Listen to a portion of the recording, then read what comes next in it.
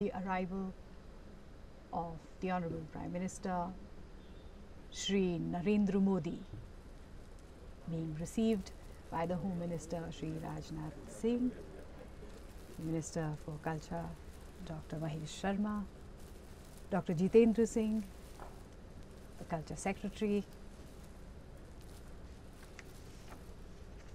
A special occasion today as we celebrate the centenary of the first woman freedom fighter from Nagaland, Rani Ma Gaidinliu.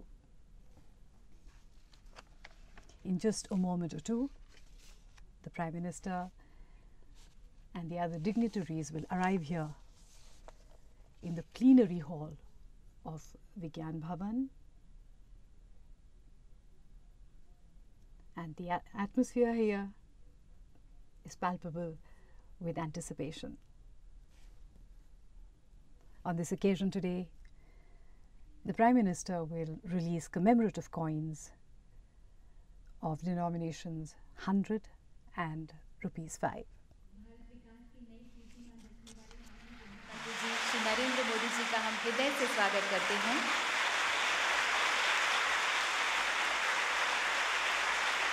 हम हृदय से अभिनंदन करते हैं माननीय प्रधानमंत्री श्री नरेंद्र मोदी जी का। माननीय, आपकी गरिमामयी उपस्थिति से आज के इस कार्यक्रम की शोभा बढ़ी है। हम स्वागत करते हैं माननीय गृह मंत्री श्री राजनाथ सिंह जी, माननीय वित्त मंत्री श्री अरुण जेटली जी। स्वागत है माननीय राज्यपाल नागालैंड श्री पद्मनाभ बालाकृष्ण आचार्य जी, माननीय मुख्यमंत्री मणिपुर श्री इबोबी सिंह जी, माननीय मुख्यमंत्री नागालैंड श्री TR ज़ेलियांग जी, माननीय डॉक्टर जितेंद्र सिंह जी, राज्य मंत्री स्वतंत्र प्रभार डोनर, और माननीय संस्कृति एवं पर्यटन राज्य मंत्री स्वतंत्र प्रभार डॉक्टर महेश शर्मा जी का। स्वागत है सचिव संस्कृति मंत्रालय श्री NK सिन्हा का। आज संपूर्ण राष्ट्र महान आध्यात्मिक और राजनीतिक नेता, स्वतंत्रता सेनानी, वीरांगना रानी गाइदिनलिउ के प्रति श्रद्धानत है, जिन्होंने महज 16 साल की उम्र में मणिपुर नागा क्षेत्र के लोगों के अधिकारों को एक ऐसा नेतृत्व प्रदान किया जिसकी मिसाल युगों युगों तक इस देश को प्रकाश देती रहेगी। जिन्होंने अपने संघर्ष से महात्मा गांधी के नाम को, उनकी प्रेरणा को जोड़ा और भारतीय राष्ट्रीय आंदोलन के साथ अपने संघर्ष को एक नई पहचान दी। कुछ लोग थे कि वक्त के सांचे में ढल गए, कुछ लोग थे कि वक्त के सांचे में ढल गए, कुछ लोग थे कि वक्त के सांचे बदल गए। अब हम माननीय संस्कृति राज्य मंत्री स्वतंत्र प्रभार डॉक्टर महेश शर्मा जी से अनुरोध करते हैं कि कृपया स्वागत भाषण दें।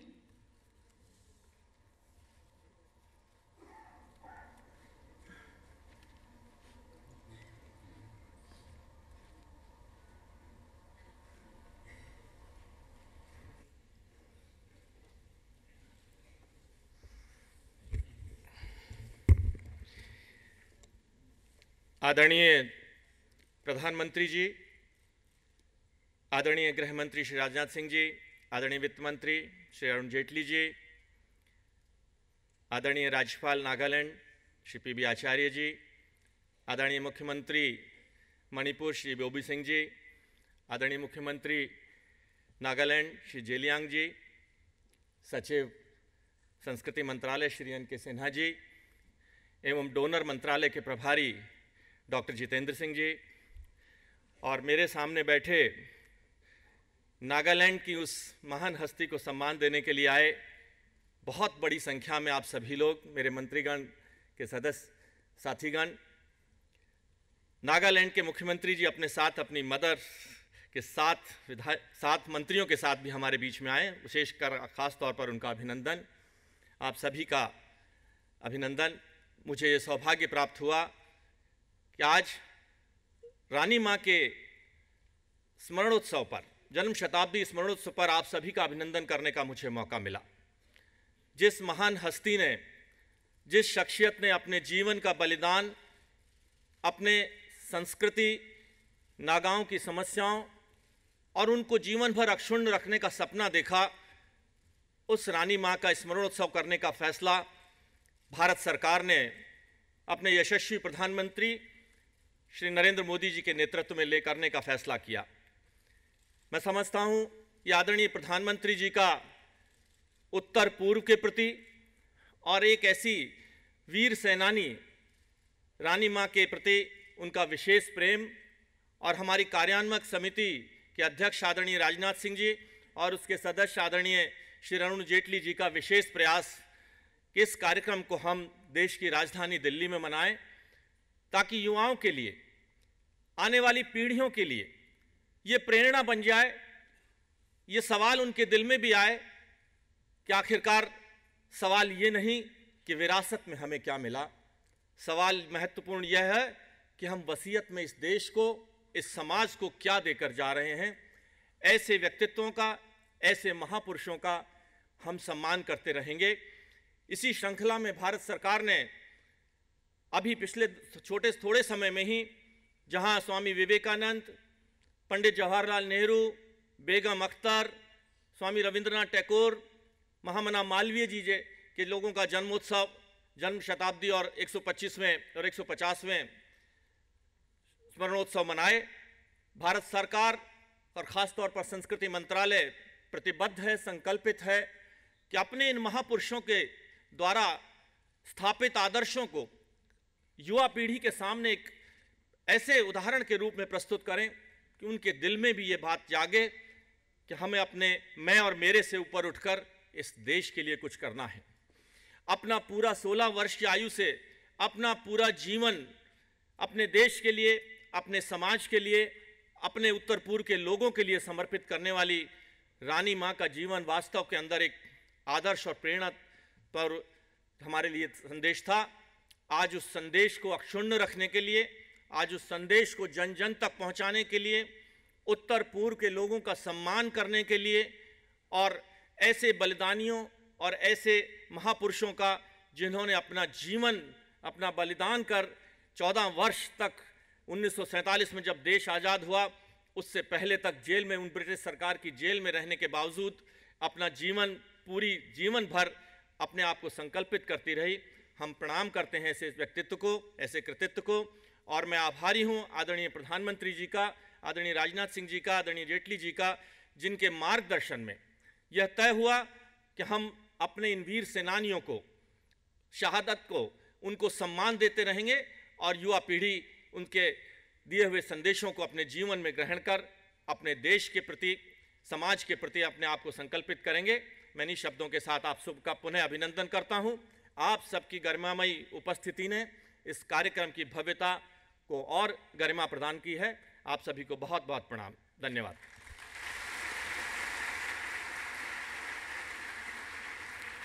धन्यवाद माननीय डॉक्टर महेश शर्मा जी। जिस संगीत की प्रेरणामयी गूंज में रानी गाइदिनलिउ की वीरता के स्वर घुले हों, वो पूरे भारत में गुंजायमान है, पूरे भारत को जागृत करते हैं ये स्वर। ज़ेलिंगरोंग हेराका कल्चरल ट्रूप नागालैंड के कलाकार उस महान पुण्यात्मा को याद कर रहे हैं और उनसे धरती पर एक बार फिर से अवतरित होने का आह्वान कर आशीर्वाद की कामना कर रहे हैं।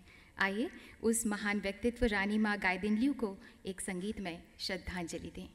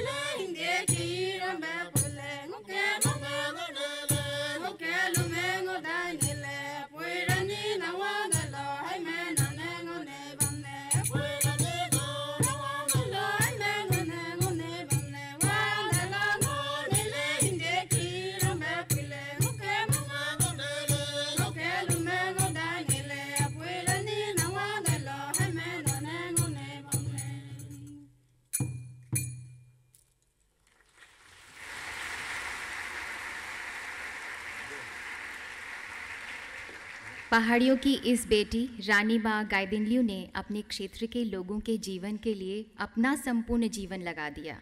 उत्तर पूर्व की पहाड़ियों की हवाओं में आज भी रानी गाइदिन्ल्यू की वीर गाथाएं महकती हैं, जिसकी सुगंध भारत को सुवासित करती है, गौरवान्वित करती है। रानी गाइदिन्ल्यू की गौरव गाथा को आइए देखते हैं इस फिल्म में।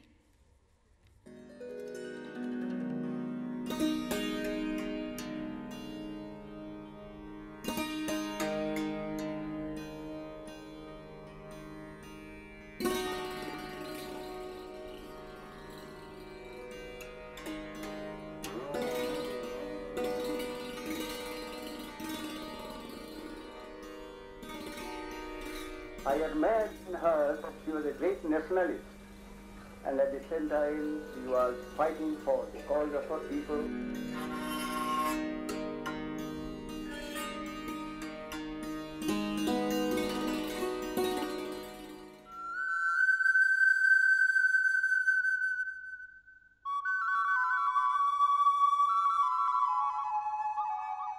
In these hills lived Gaidinliu, a Naga spiritual and political leader who led a revolt against British colonial rule in India.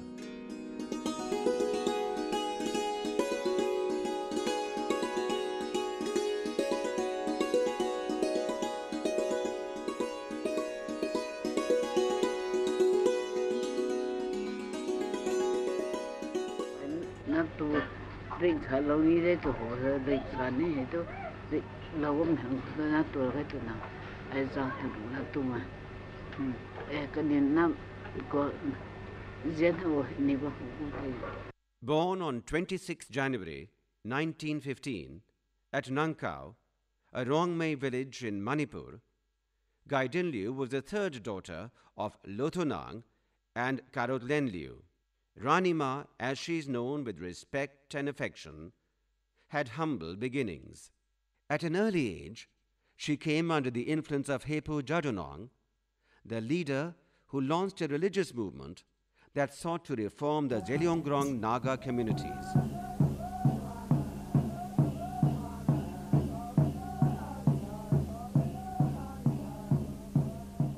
In later years, it was referred to as the Hiraka movement.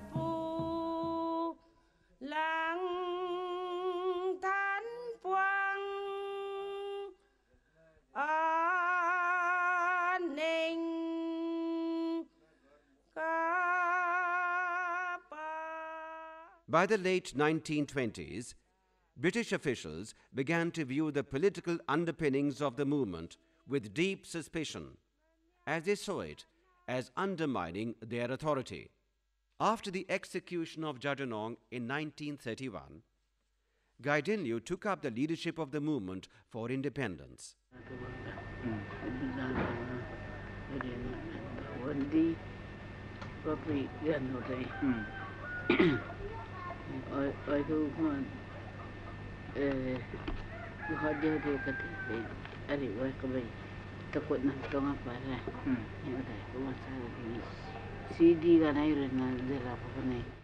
Rani Gaidinliu identified her people's struggle with the wider Indian national movement. For her, the Naga or Manipuri people's journey to freedom was part of India's wider movement for freedom.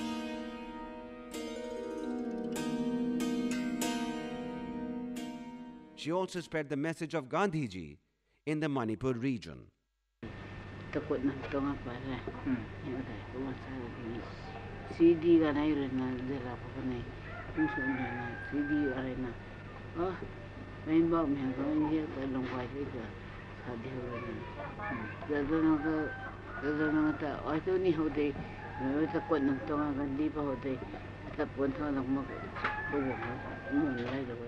After her sentence to life imprisonment, Rani was kept in Guwahati jail for 1 year. She was then transferred to Shillong jail, where she spent the next 6 years. From Shillong, she was moved to Aizawl. At the time of the Japanese invasion, she was moved to Tura jail. At the Haripura session in 1938, Jawaharlal Nehru persuaded the members to pass a resolution demanding the release of Rani. Subhash Chandra Bose, president of the Haripura Congress, moved the resolution.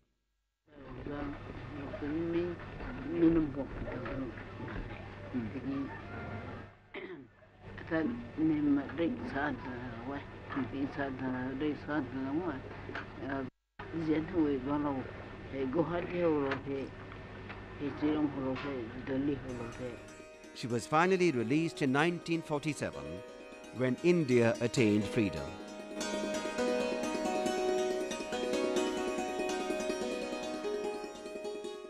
Dr. Rajendra Prasad visited Manipur in 1954. He met Rani Gaidinliu at Imphal. She told him about her constructive work and social service among the Nagas.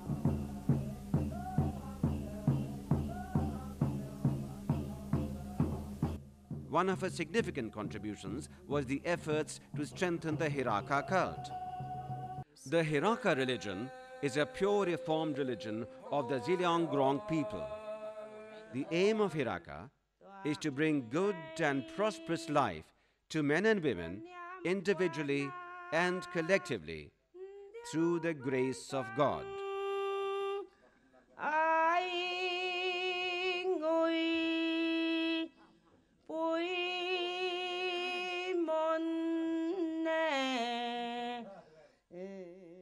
Their emphasis on tradition, customs and religious practices are cherished by the followers of Hiraka.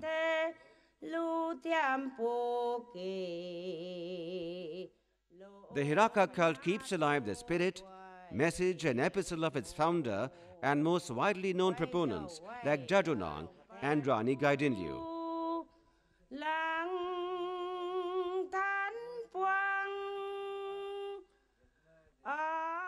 The significance of Hiraka goes well beyond the borders of Nagaland and Manipur and is of continuing relevance to all Indians.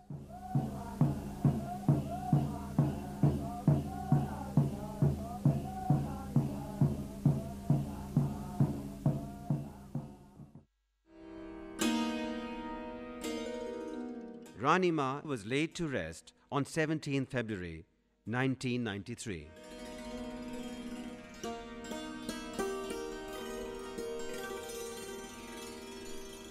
The lifespan of Rani Gaidinliu overlaps with great shifts and upheavals in the local, national, and global context.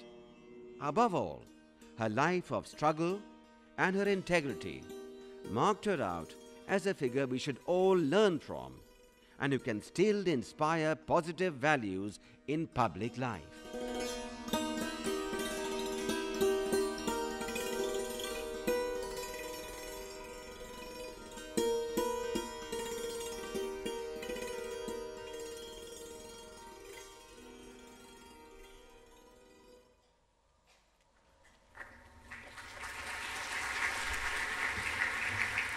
जिनने जीवन छोटा माना, माना कर्तव्य महान है, उस महान प्रेरणा प्रकाश स्तंभ को शत शत प्रणाम है। अब हमारा आग्रह है माननीय मुख्यमंत्री नागालैंड श्री टी.आर. ज़ेलियांग जी से कि कृपया अपने विचार व्यक्त करें।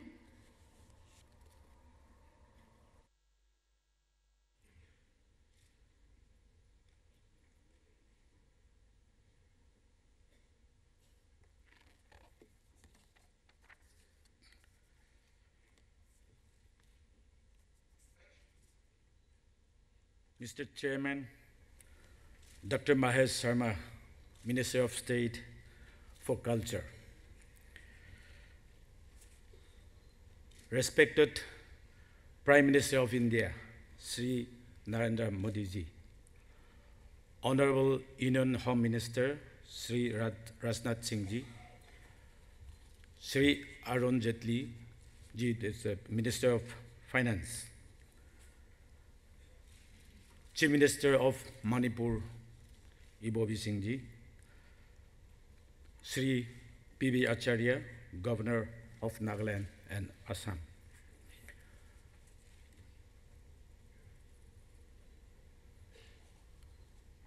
Convener and members of the subcommittee for the birth centenary commemoration of Rani Gaidinliu, other dignitaries present, ladies and gentlemen, today is a proud moment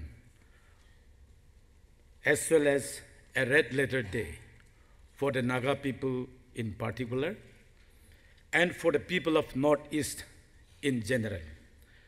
Because today the nation has done an act of honor to the legendary daughter of the Northeast, Rani Gaidinliu, by organizing this grand function to commemorate her birth centenary in the nation's capital, New Delhi. I am sure this act will mean much more than mere symbolism, and that it will go a long way in giving the Northeast people a greater sense of belonging to this great nation. At the same time, it will also help in removing a great deal of ignorance and misconceptions about the Northeast and its people, which still exist in many parts of mainland India. Rani Gaidinliu is a legendary figure of the Northeast. She is the only Indian freedom fighter from amongst the Nagas, recognized as such by the government of India. She was also given Tamrapatra Award in 1972, followed by the nation's prestigious award, the Padma Bhushan in the year 1982. A postage stamp was also issued by the government of India in remembrance of her. The government of India gave her the Birsa Munda Award posthumously in the year 1996. In fact, it was Pandit Jawaharlal Nehru who lovingly called her Rani. She was only 16 years when she became the leader of the Zeliangrong freedom movement against the British rule, after each charismatic leader, Jadonang, was executed by the British government. Rani Gaidinliu then linked her movement with the Indian freedom movement, being spearheaded by Mahatma Gandhi at that time. This was why she was arrested in the year 1932 for waging war against the British government.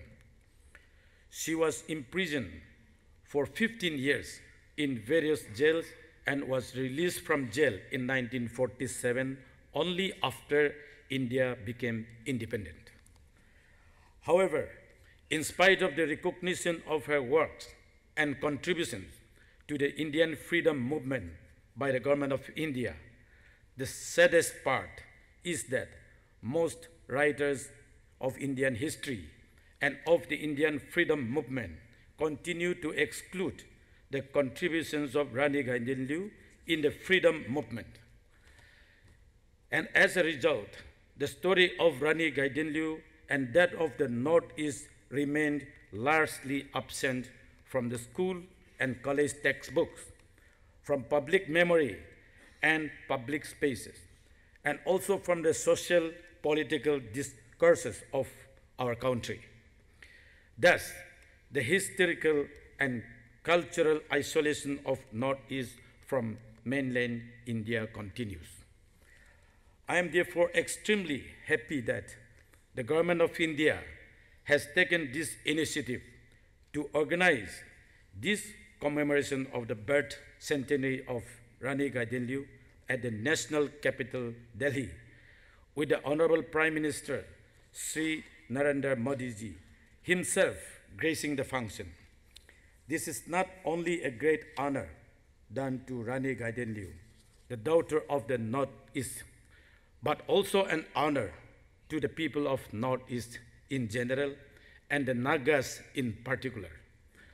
I am also grateful to the Government of India for bringing out commemorative coins and stamps on the occasion of her birth centenary, and for sanctioning the construction of Rani Gaidinliu Museum cum Library at Kohima, which is expected to be inaugurated during the later part of this calendar year.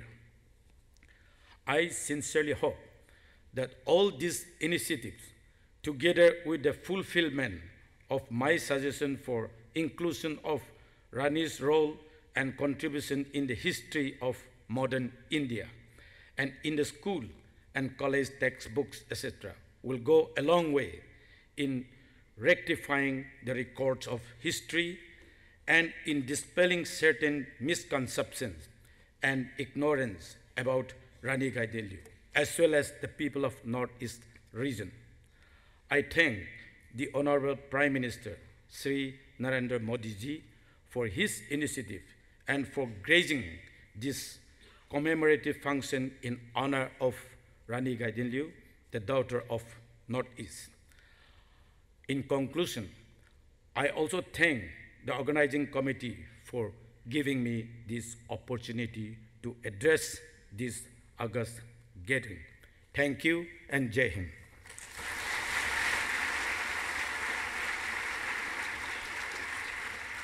धन्यवाद माननीय मुख्यमंत्री नागालैंड। अब हम निवेदन करते हैं माननीय मुख्यमंत्री मणिपुर श्री इबोबी सिंह जी से कि कृपया आज के इस महत्वपूर्ण अवसर पर हमें अपने विचारों से अवगत कराएं।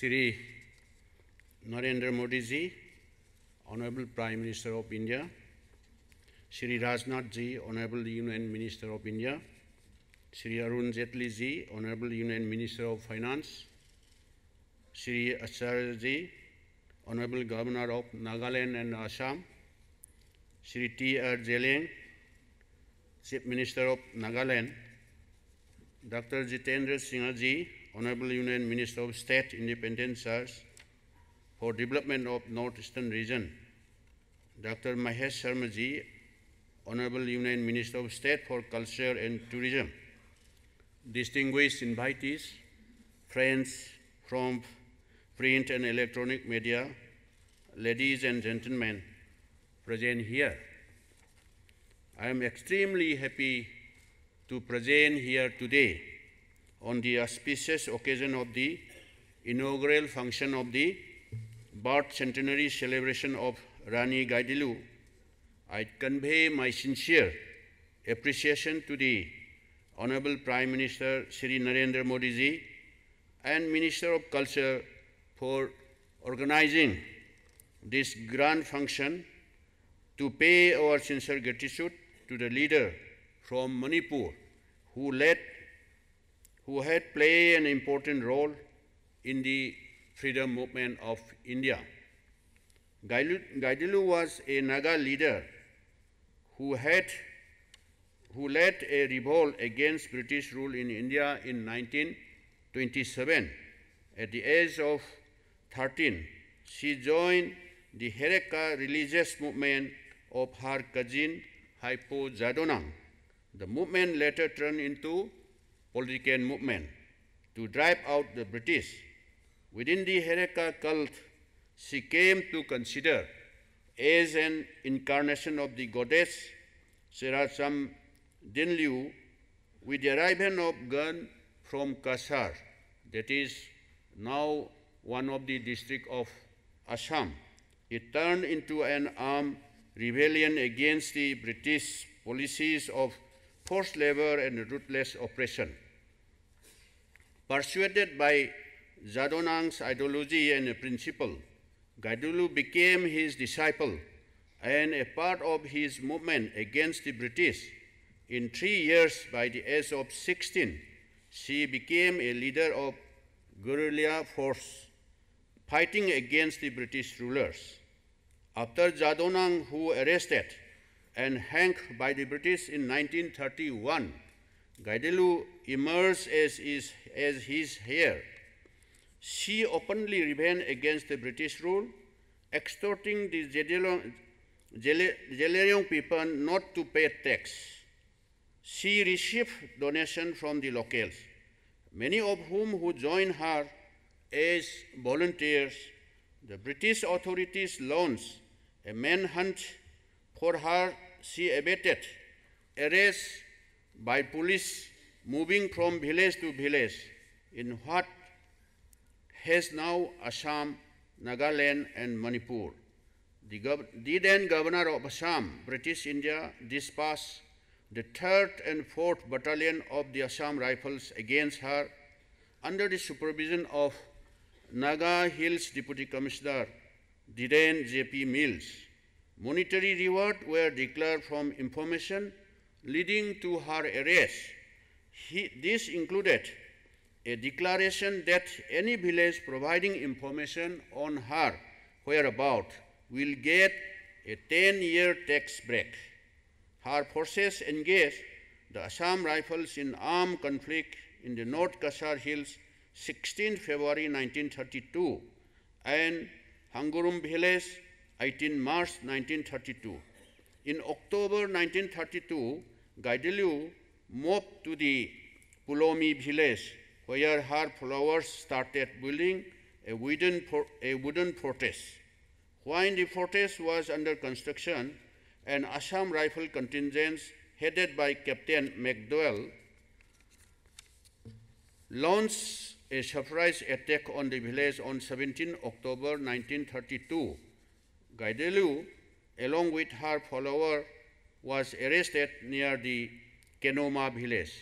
He was taken to Imphal, where she was convicted on the charge of murder and abetment of murder. After a 10-month trial, she was sentenced to life imprisonment by the political agents court for abetment of murder.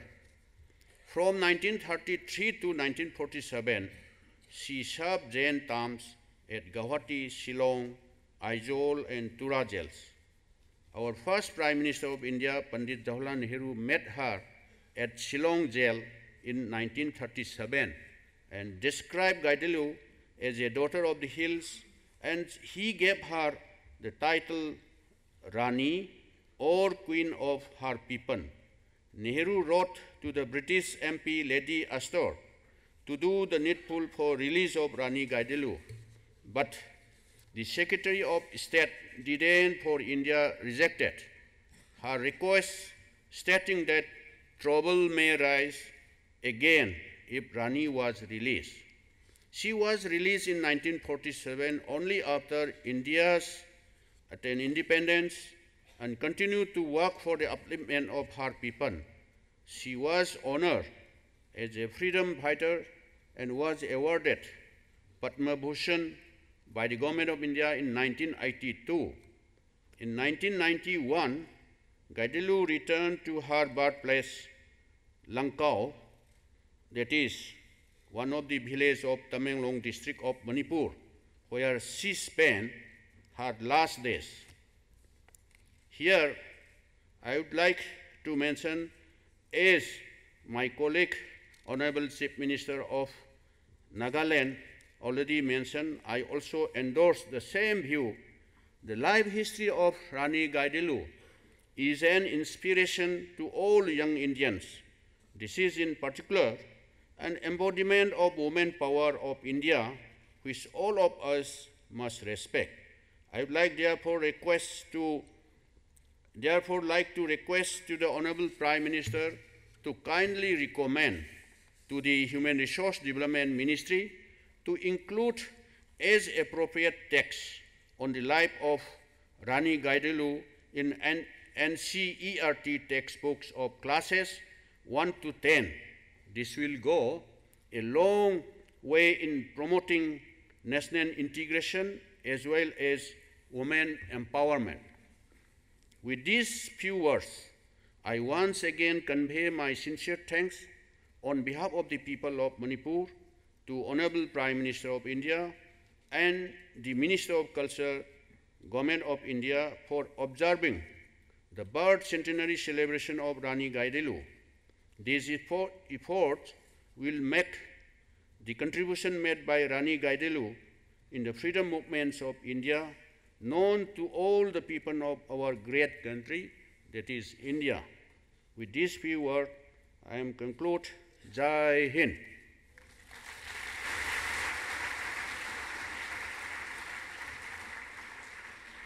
धन्यवाद माननीय मुख्यमंत्री मणिपुर। अब हम अनुरोध करते हैं माननीय राज्यपाल नागालैंड श्री पद्मनाभ बालाकृष्ण आचार्य जी से कि कृपया हम सबको संबोधित करें।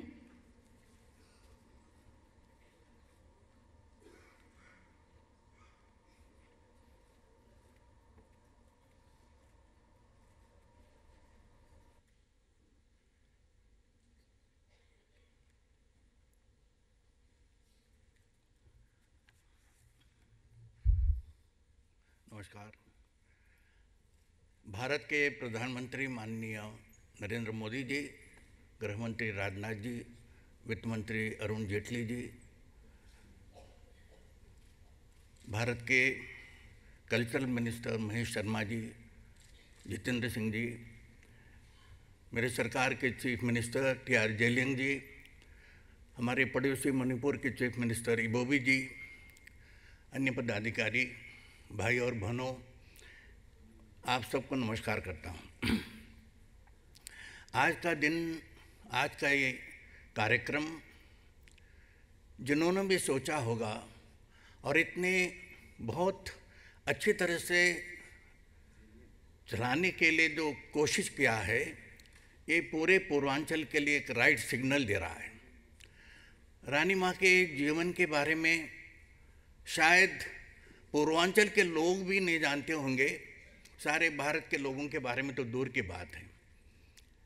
एक रोमांचक जीवन, एक वीर नारी दुर्गम प्रदेश में बैठ के उन दिनों के असम स्वतंत्रता के पहले के दिनों में देश की स्वतंत्रता के सोचना, समाज को संगठित करके मजबूती के बारे में सोचना और उनके लिए जीवन अर्पण करना 16 साल से शुरू किया हुआ है। 16 साल में जेल में भी गई हुई है। उनके जीवन के बारे में हमारे दोनों चीफ मिनिस्टर की ओर से आपने सुना है, चित्रपट भी देखा हुआ है। एक पहले से गीत हुआ, ये गीत नहीं है, ये हराका का लोगों की प्रार्थना है। रानी माँ केवल सोशल और पॉलिटिकल लीडर नहीं थी, वो एक स्पिरिचुअल लीडर भी रही हुई है। ये बहुत ज़बरदस्त कॉम्बिनेशन है, स्पिरिचुअल, सोशल, पॉलिटिकल लीडर।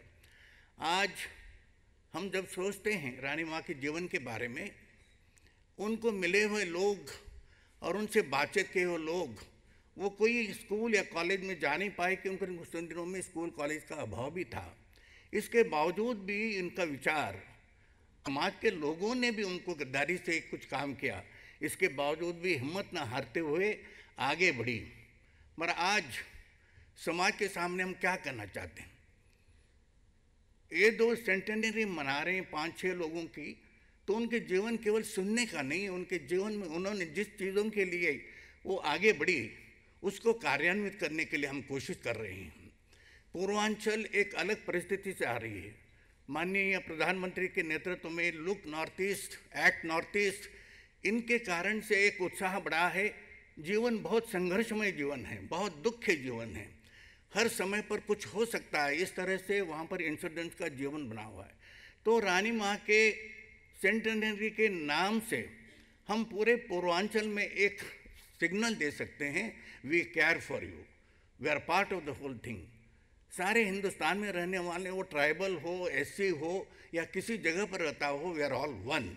इसका जो बहुत अच्छे संदेश गया है, इसलिए मैं सरकार को और इस कमेटी को अभिनंदन करता हूँ, अभिवादन करता हूँ। रानी माँ एक इकॉन थी, समाज के सामने आज एक चर्चा में विषय बना हुआ है। रानी माँ को श्रद्धांजलि देना, इस तरह से सेंटेनरी बनाना जरूरी है क्या, इस तरह से भी चर्चा आज नागालैंड में चल रही है। से दोस्तों, विचारों का जो कमी के कारण से ये विषय हो रहा है, तो और जागृत करना और इनके बारे में ठीक तरह से उनके व्यक्तित्व को, उनका जो काम किया है उसको आगे बढ़ाने का, जैसे हमारे जो मणिपुर के चीफ मिनिस्टर ने कहा, इतिहास में, शिक्षण पद्धति में हम पूर्वांचल के बारे में और ज़्यादा जानकारी दे दें, हम भारत को समझने के लिए कोशिश करें, इनका ज़रूरी है।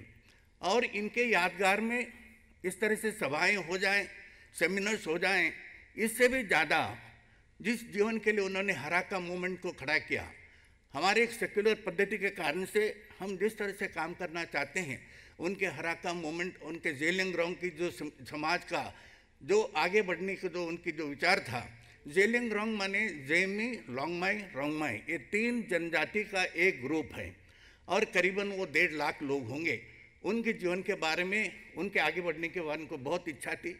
ये सारे विषय मन में लेके आज का इस कार्यक्रम, इनके जो उद्देश्य था, उनका जो जीवन का सारा समर्पण था, उसको हम मजबूती से आगे बढ़ने के लिए कोशिश करें, हमें ताकत दे दें और उसको उद्देश्य पूरा तरह से करने के लिए हमें योग्यता दे दें। यही शब्दों में कुकनालेम माने जय नागालैंड, भारत माता की जय।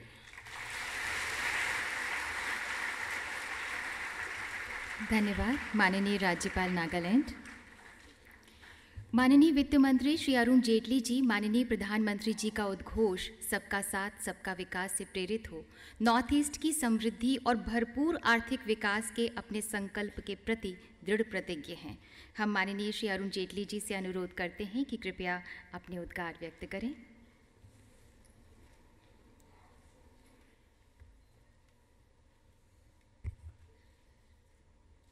Honorable Prime Minister, Honorable Home Minister, distinguished ministers, chief ministers, ladies and gentlemen. One of the most fascinating stories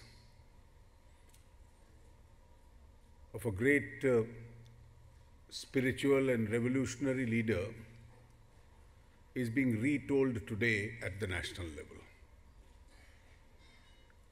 The chief ministers are right when they say that some of these great histories of role models of the regions of Northeast need to be told to the whole country, because for the integration and growth of every region, role models always have a role. And that is why it is important that this fascinating story which is a real life story of somebody who set on her own self at the tender age of 13, spent the best years of her life in prisons, combined spiritualism, religiosity, and a revolutionary streak. And then from a far-off region of Northeast came up and integrated herself with the national freedom movement. There are not many stories of this kind. And therefore, this forgotten chapter of history is being restated today and being re-recorded today as a part of real-life history of this country. I compliment the Department of Culture for having taken this initiative, which will go a long way in emotionally integrating the regions of the Northeast and creating a greater sense of involvement of the people of India with the regions of the Northeast. A lot has been done and a lot more needs to be done. When Vajpayee ji was the Prime Minister, a Department of Northeast was created. It was then decided that a defined percentage of our budgets will necessarily have to be spent by every ministry on the Northeast. Two initiatives by the Honorable Prime Minister, obviously the recent peace initiative, and also the settlement of land issues, boundary issues pending with Bangladesh. The first, of course, is a great step to restore peace and normalcy, and the second, life, and therefore bring prosperity to the people of Northeast. And the function being held today at the national stage in front of the whole country, I think is a commitment of India as a whole that we do recognize our role models and heroes which that region has given us. My best compliments to the people of that region, and my gratitude to the Department of Culture for having brought this realistically to the national stage itself. Thank you.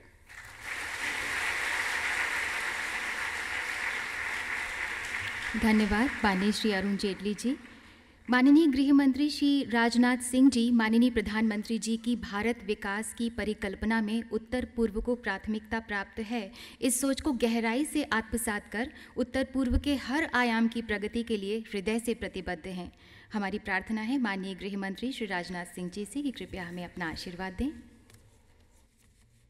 आदरणीय प्रधानमंत्री जी, वित्त मंत्री श्री अरुण जेटली जी, मंत्री doctor Jitendra Singh ji,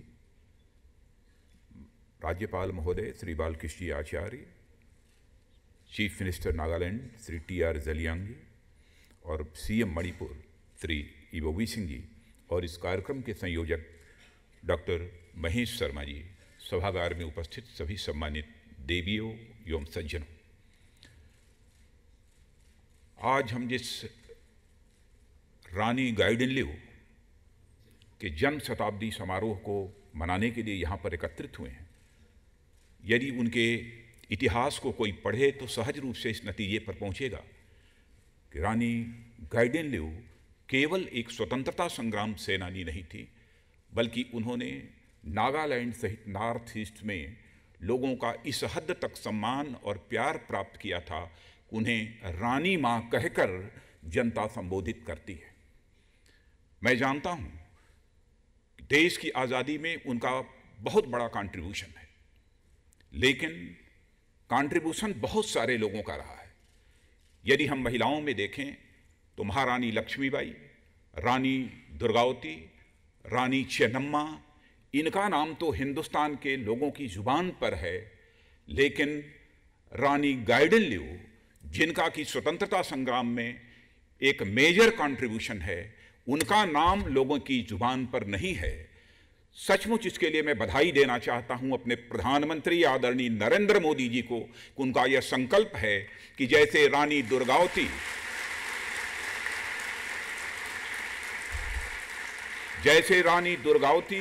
रानी लक्ष्मीबाई, रानी चेन्नम्मा का नाम हिंदुस्तान के हर नागरिक की जुबान पर है, वैसे ही अब आगे हम ऐसे हालात पैदा करेंगे कि रानी गाइडिन लिऊ का नाम भी हर हिंदुस्तानी की जुबान पर होगा।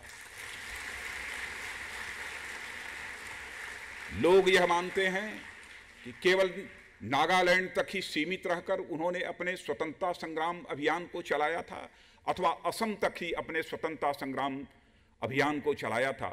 शायद इस हकीकत की जानकारी बहुत कम लोगों को है कि रानी गाइडिन लिऊ केवल नॉर्थ ईस्ट के संबंध में विचार नहीं करती थी, केवल नॉर्थ ईस्ट की आज़ादी के बारे में विचार नहीं करती थी, बल्कि पूरे भारत की आज़ादी के बारे में वह विचार करती थी।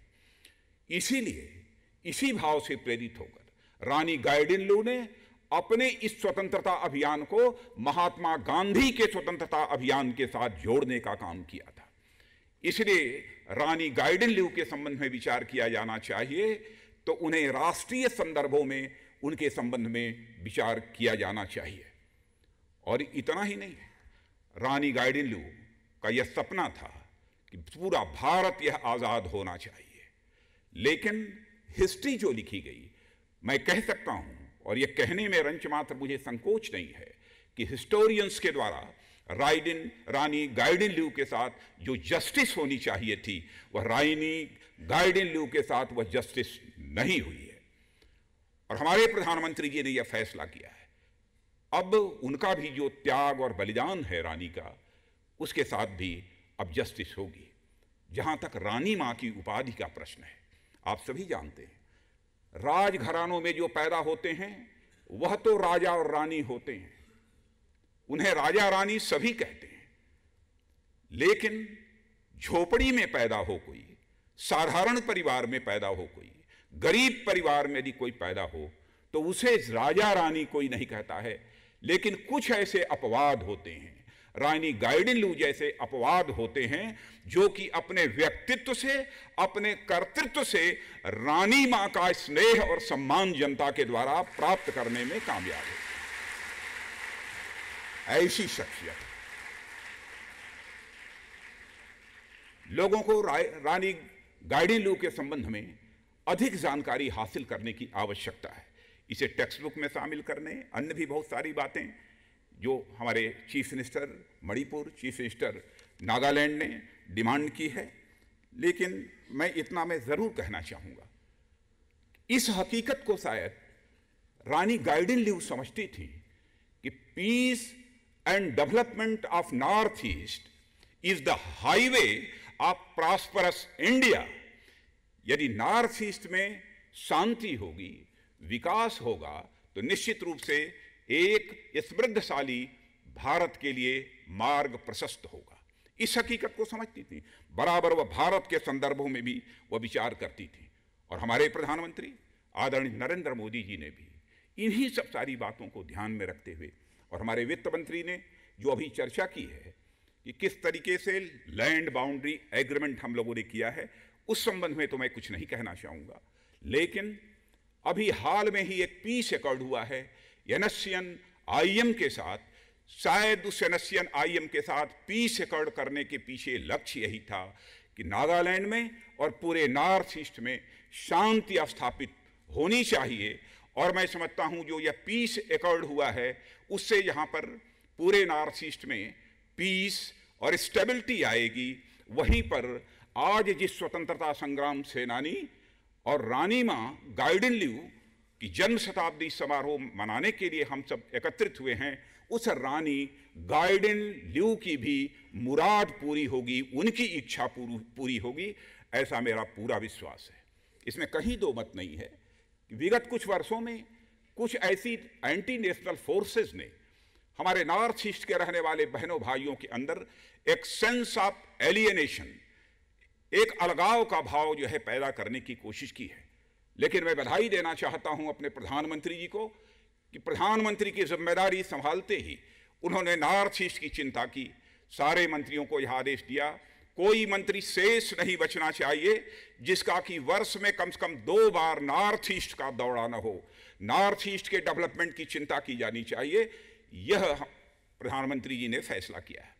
आज के अवसर पर ज़्यादा कुछ न कहते हुए मैं इतना ही आप सबको आश्वस्त करना चाहता हूं, कि हमारी सरकार जितने भी नॉर्थ ईस्ट के कंसर्न्स हैं उनको एड्रेस करने के लिए पूरी तरह से संकल्पित है। आज के अवसर पर हम सभी यही संकल्प लें कि रानी गाइडिन ल्यू का जो स्वप्न था कि नॉर्थ ईस्ट भी पीसफुल होना चाहिए, नॉर्थ ईस्ट का डेवलपमेंट होना चाहिए, ताकि पूरे भारत का डेवलपमेंट हो सके और पूरा भारत प्रॉस्परस बन सके।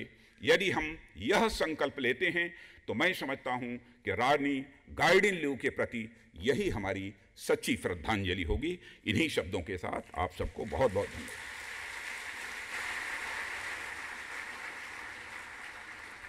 धन्यवाद माननीय श्री राजनाथ सिंह जी।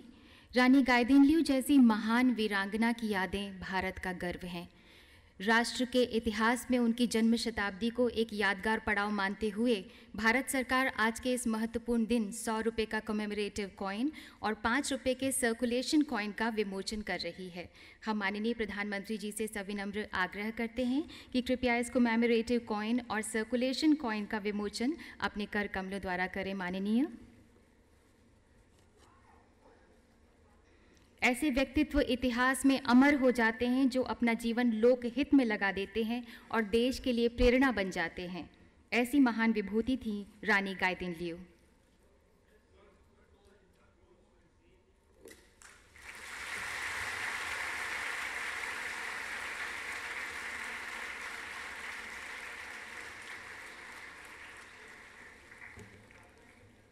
ये है 100 रुपये का कमेमोरेटिव कॉइन और 5 रुपये का सर्कुलेशन कॉइन।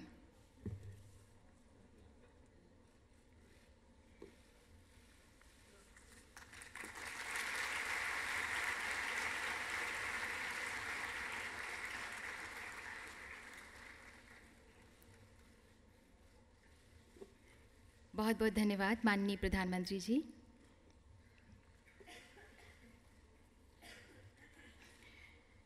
हमारे माननीय प्रधानमंत्री जी का मानना है कि भारत का संविधान हिमालय को समंदर के साथ जोड़ता है। भारत का संविधान कच्छ के रेगिस्तान को नागालैंड की हरी भरी पर्वतमालाओं के साथ जोड़ता है। 125 करोड़ नागरिकों के मन को, आशा को, आकांक्षाओं को पल्लवित करता है हमारा संविधान। जब पूर्व का, खासकर उत्तर पूर्व का विकास होगा तो सारे राष्ट्र का विकास होगा। ऐसी अलौकिक सोच रखने वाले, राष्ट्र को नई दृष्टि, नई ज्योति देने वाले, राष्ट्र गौरव की एक नई गाथा लिखने वाले माननीय प्रधानमंत्री श्री नरेंद्र मोदी जी से विनती है कि कृपया आज के इस ऐतिहासिक दिन अपने मनोभावों को व्यक्त करें।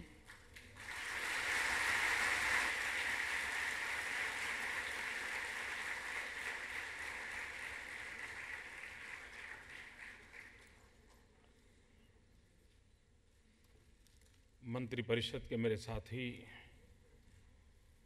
गृह मंत्री आदरणीय श्री राजनाथ जी, वित्त मंत्री श्रीमान अरुण जेटली जी,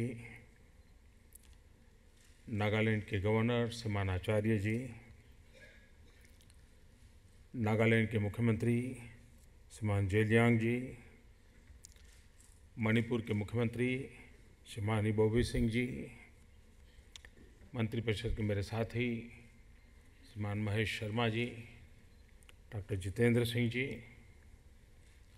उपस्थित सभी महानुभाव,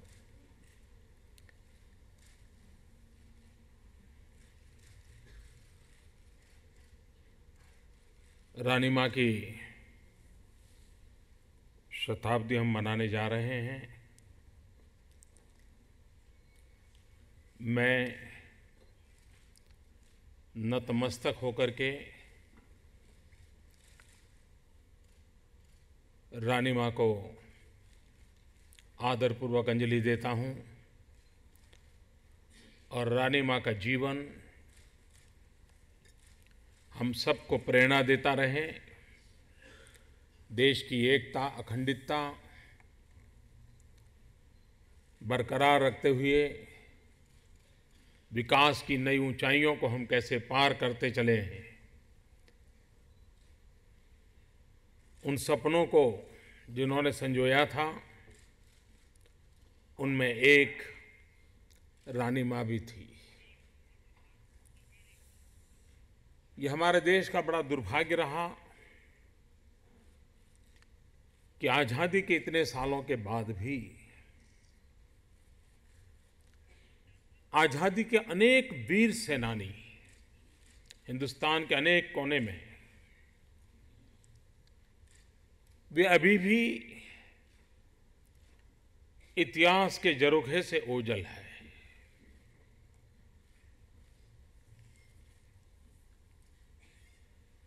किसी भी जीवंत समाज का ये दायित्व बनता है कि अपने महान पराक्रमों की,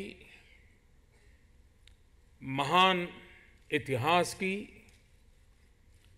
पूंजी को संजोए रखना चाहिए और पीढ़ी दर पीढ़ी उसका संक्रमण होता रहना चाहिए। गाथाएं जुड़ती जानी चाहिए और तभी समाज के लिए जीने की, मरने की प्रेरणा मिलती है।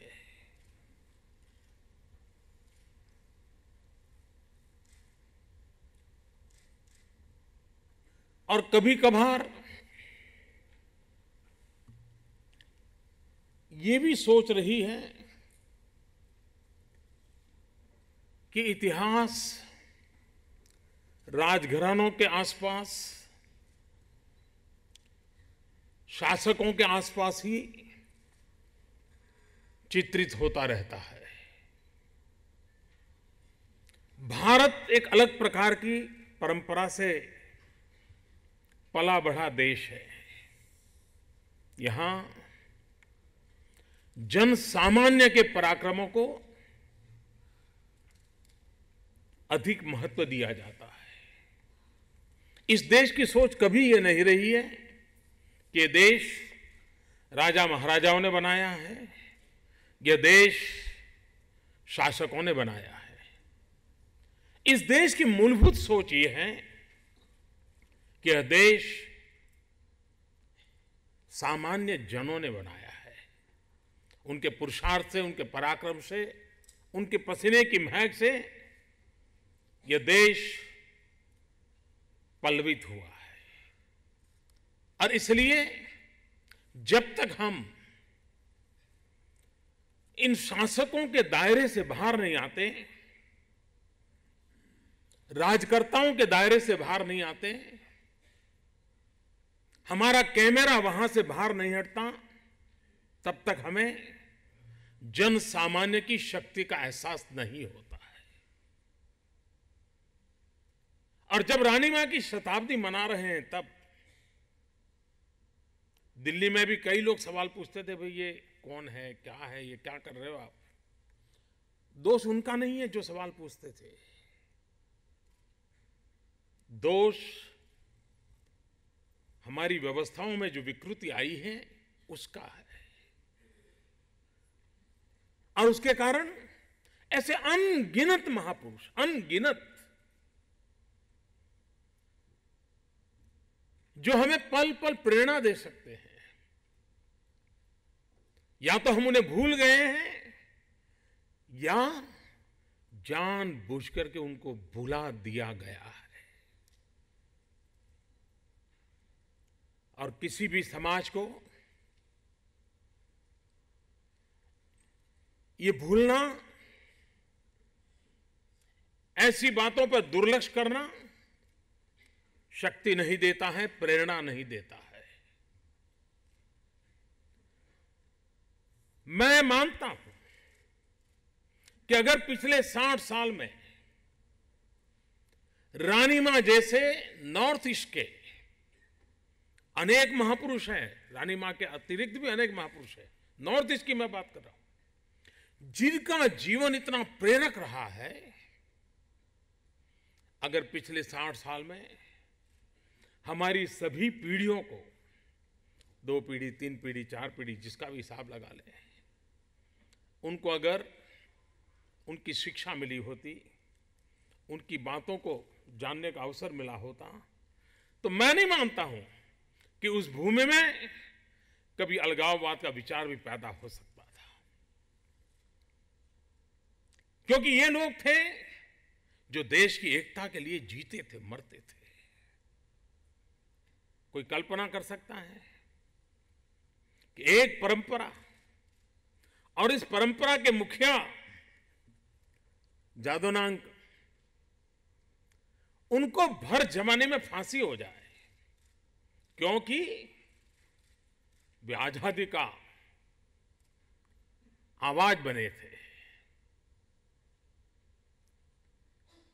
और एक प्रकार से ऐसी स्थिति में पूरा संगठन बिखर सकता है। लोगों को लग सकता है कि भाई इतनी छोटी आयु में ये तो फांसी पर चढ़ गए, अब हम क्या कर सकते हैं। मन में तीव्र इच्छा होने के बाद भी बिखराव संभव है। हम कल्पना करें कि रानी मां में वो कौन सा संगठन कौशल्य था कि उन्होंने 12-15 साल की उम्र के बीच में गुरु की इच्छा अनुसार शिष्य जीवन लगा देते हैं और उनके संवाद की भी चर्चा होती है। मैं मानता हूं गुरु शिष्य परंपरा का इससे बड़ा उत्तम कोई उदाहरण नहीं हो सकता है कि अपने गुरु फांसी के तख्त पर चढ़ जाए और एक 13 साल की युवती उस झंडे को हाथ में ले और शिक्षा के नाते गुरु के आदर्शों का पालन करने के लिए अपनी जिंदगी खपा दें। ये बहुत कम होता है।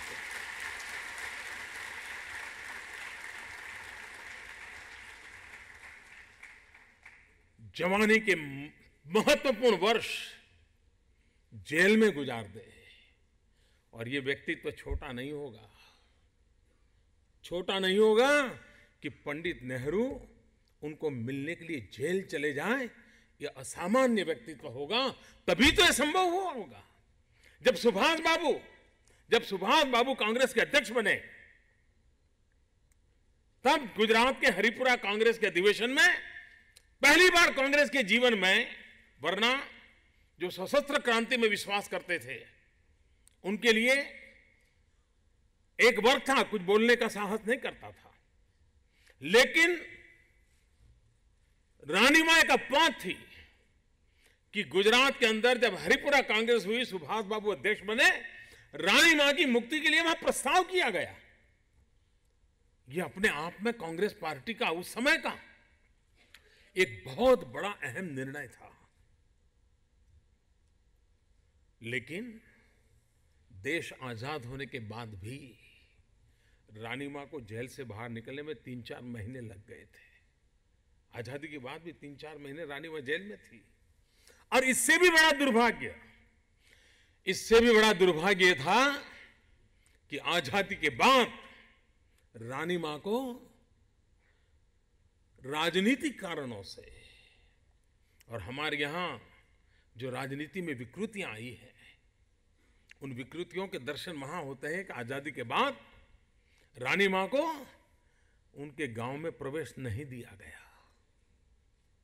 आजादी के हिंदुस्तान में जो रानी मां आजादी के लिए अपने जीवन को खपाने के लिए तैयार थी, जिसने कभी अंग्रेजों के सामने सर नहीं झुकाया था, उस रानी मां को 10 साल तक अपने ही आजाद हिंदुस्तान में भूगर्भ में रहना पड़ा था।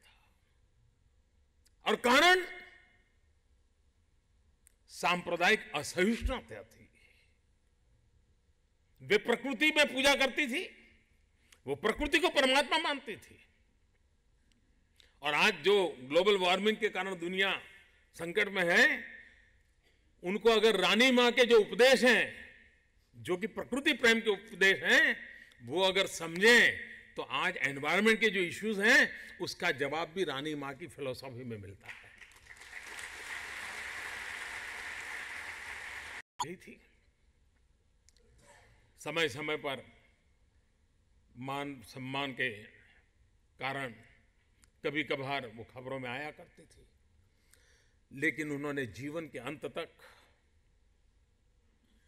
समाज सेवा का अपना मार्ग नहीं छोड़ा था। प्रकृति पूजा, विपरीत माहौल में भी उस मार्ग को बनाए रखना, लोगों को प्रेरित करते रहना, और संघर्ष का राह अपना के नहीं। वो वीरांगना थी, लेकिन समन्वय का मार्ग अपना करके उन्होंने आजादी के काल में पूरा जीवन समाज के उत्कर्ष के लिए लगाया था। और उस अर्थ में मैं मानता हूं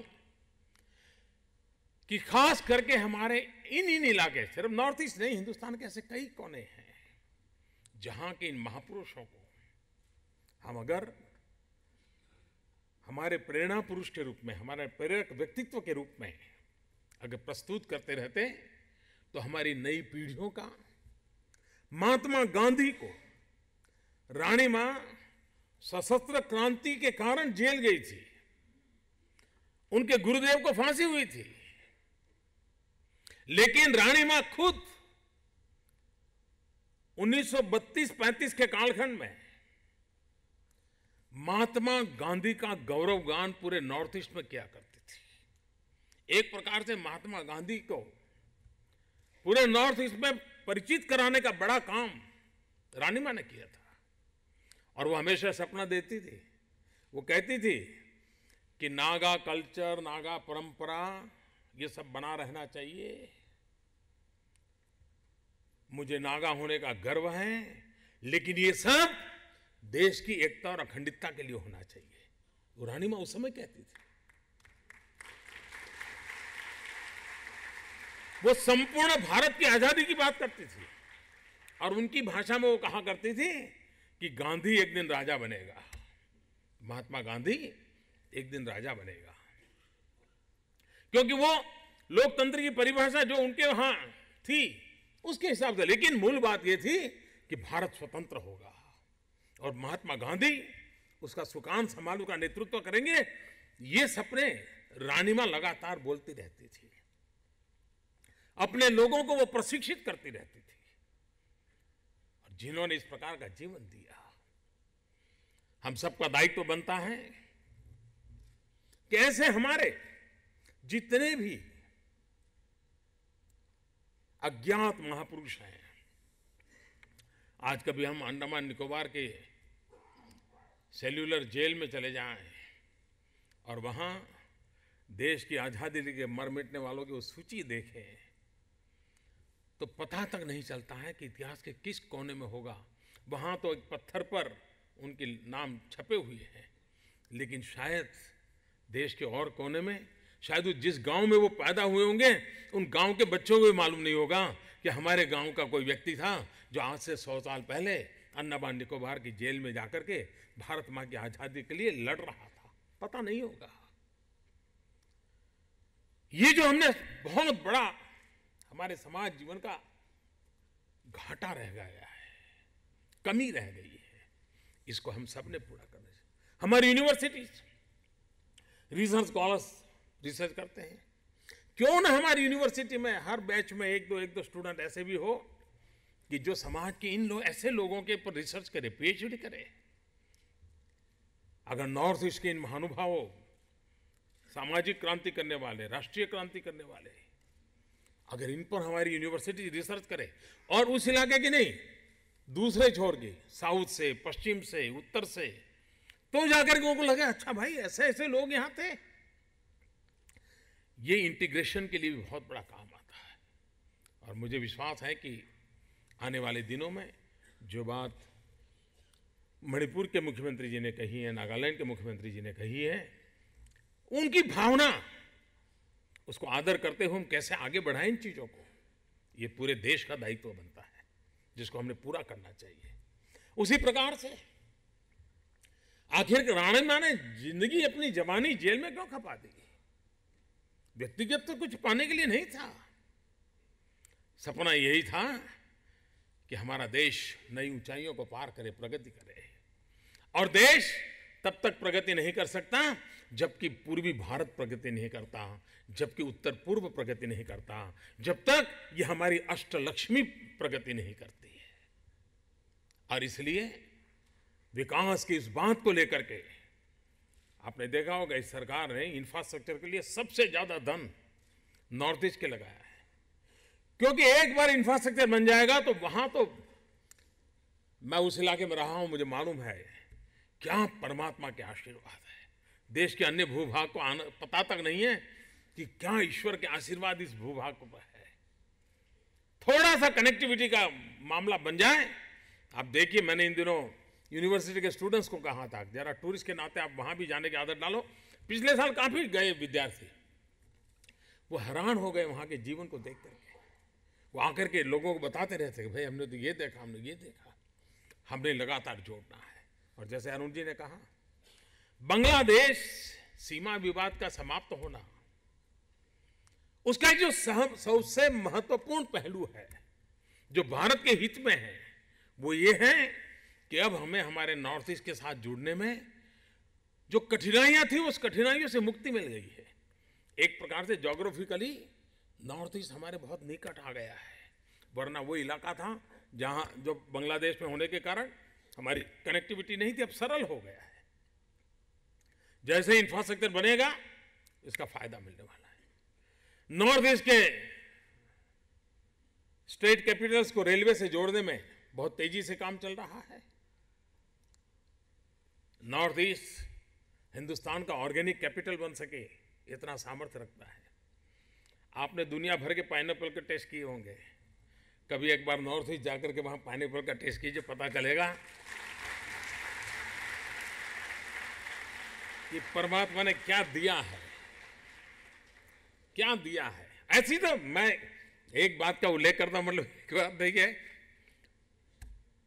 तो हमारे जेलियांग जी कहते हैं कि आप सिर्फ पाइनएप्पल का उल्लेख क्यों करते हैं, हमारी मिर्ची का क्यों उल्लेख नहीं करते। बहुत कम लोगों को मालूम होगा, सारी दुनिया में सबसे हॉट चिली कहीं की है तो वो नागालैंड की है।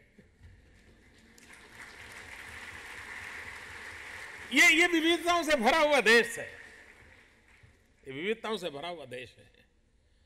आर्थिक विकास में ये क्षेत्र देश में बहुत बड़ी भूमिका अदा कर सकते हैं। ऐसा नहीं कि हिंदुस्तान उनका विकास करेगा, उनका विकास हिंदुस्तान के विकास का एक नया कारण बनेगा, ऐसा मैं देख रहा हूं। और इसलिए नॉर्थ ईस्ट के विकास को हम प्राथमिकता देकर के आगे बढ़ रहे हैं। नागालैंड, जहां पर आजादी के पहले से अतिवाद, उग्रवाद, अलगाववाद, ये स्वर, उसके साथ शस्त्र जुड़ गए। हर सरकारों ने कोई न कोई प्रयास किया, कुछ कभी सुधार आया, कभी फिर रुकावट आई, फिर सुधार आया, फिर रुकावट आई, क्रम चलता रहा। हर किसी का अपना अपना सहयोग रहा है। किसी एक सरकार को इसकी क्रेडिट न जाती है और न लेनी चाहिए। हर किसी ने अच्छा करने में कोई न कोई योगदान दिया है, और उसी का परिणाम है कि आज नागालैंड में उन लोगों के साथ सफल वार्ता हुई है, मुख्य धारा से जुड़ करके, कंधे से कंधा मिला करके न सिर्फ नागालैंड का विकास, न सिर्फ नॉर्थ ईस्ट का विकास, पूरे हिंदुस्तान का विकास का सपना सबने देखा है। मुझे विश्वास है कि ये जो यात्रा प्रारंभ हुई है, साथ साथ चलने की यात्रा प्रारंभ हुई है, वो उत्तम परिणाम दे करके रहेगी और देश नई ऊंचाइयों को प्राप्त करेगा। आज रानी मां की स्मृति में ये कॉइन, यहां बैठे हुए लोगों को अंदाज नहीं होगा, नॉर्थ ईस्ट के घरों में इस कॉइन का क्या सात्विक मूल्य होगा जिसका हम अंदाज नहीं कर सकते जी। उनके लिए एक ऐसी पवित्र घटना के रूप में देखा जाएगा। इतना बड़ा ये प्रेरक व्यक्तित्व रहा है।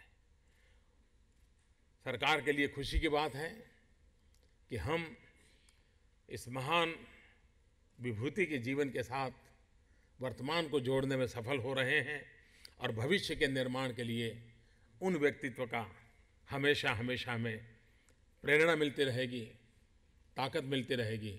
इसी शुभ भाव के साथ मैं फिर एक बार रानी माँ के चरणों में वंदन करता हूँ। उनके आशीर्वाद बने रहे और हम सब मिलकर के रानी माँ का देश समृद्ध हो, देश एक हो, देश अखंड हो, उन सपनों को पूरा करने के लिए कोई कमी न रहे, इसी कल्पना के साथ बहुत बहुत शुभकामनाएं।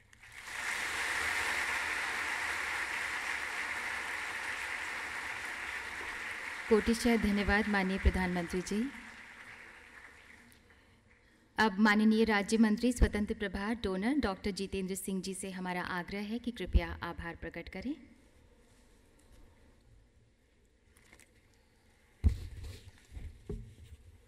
Respected sir, after the Honorable Prime Minister has finished speaking, it is neither necessary nor befitting to say anything more, and therefore, while presenting this vote of thanks, I shall simply make two quick observations in two brief sentences.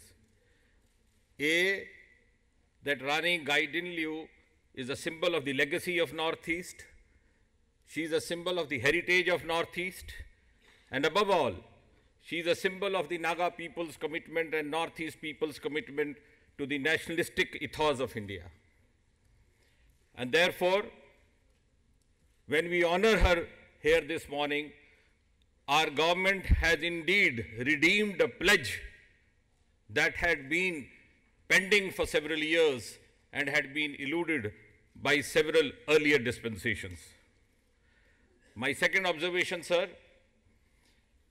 donor ministers will come and go, but it is God's will, destiny's blessing, that under the leadership of Honorable Prime Minister Shri Modi ji, I was destined to be in charge of this ministry at a time when this centenary celebration was to be held.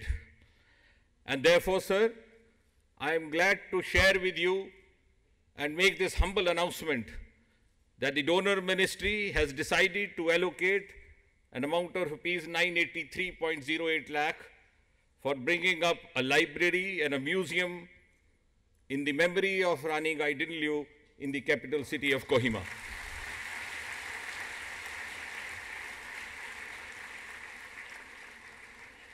In the last few months, sir, the donor ministry has initiated a number of innovative measures which may not be appropriate to elaborate on this occasion.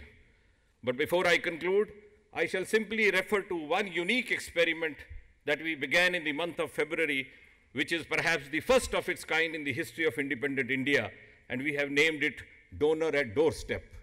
Beginning from February, the officials of donor ministry hold a camp secretariat by rotation, by turn in each of the 8 states of Northeast. Not only has this experiment proved highly successful, sir, it has also sent out a loud message that for the redressal of their grievances, the people of Northeast need not travel to Delhi. Delhi, on the other hand, Delhi, on the contrary, can travel to their doorstep. Donor can travel to their doorstep. Thank you, Honorable Prime Minister, sir. Thank you, Honorable Home Minister, sir. Thank you, Honorable Finance Minister, sir. Thank you, His Excellency, the Governor of Nagaland. Thank you, Honorable Chief Minister, Nagaland. Thank you, Honorable Chief Minister, Manipur. Thank you, dignitaries on the dais. Thank you, dignitaries not on the dais. Thank you, media. Thank you, Naga mothers. And thank you, ladies and gentlemen. धन्यवाद माननीय श्री जितेंद्र सिंह जी। माननीय प्रधानमंत्री जी से हम विनम्र आग्रह करते हैं कि कृपया कॉयर ग्रुप के कलाकारों के साथ एक फ़ोटो अपॉर्चुनिटी का सौभाग्य हासिल कराएं। माननीय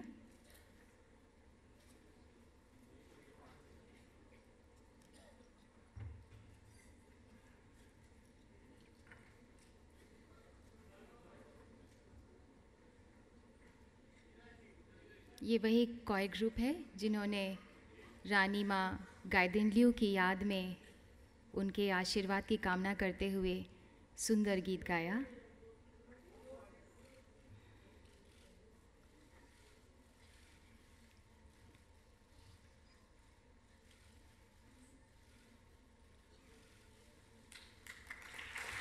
बहुत बहुत धन्यवाद माननीय प्रधानमंत्री जी।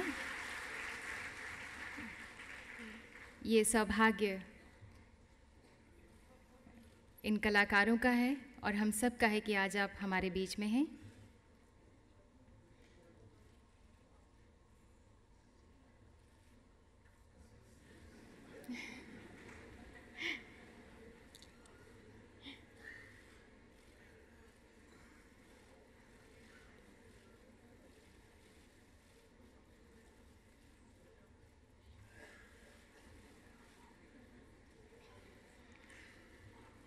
बहुत बहुत धन्यवाद माननीय प्रधानमंत्री जी।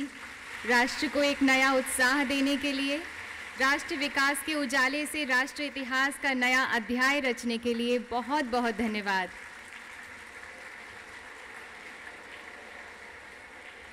हम माननीय प्रधानमंत्री जी के हृदय से आभारी हैं कि आज वो हमारे सबके बीच में उपस्थित थे, हम सबका उत्साह वर्धन किया और इस कार्यक्रम की शोभा बढ़ाई। The birth centenary celebrations of the legendary freedom fighter Rani Ma Gaidinliu were launched by the Honorable Prime Minister Shri Narendra Modi. The celebrations will continue through the year with various programs. But for the moment, on behalf of the entire team, it's goodbye from Vigyan Bhavan.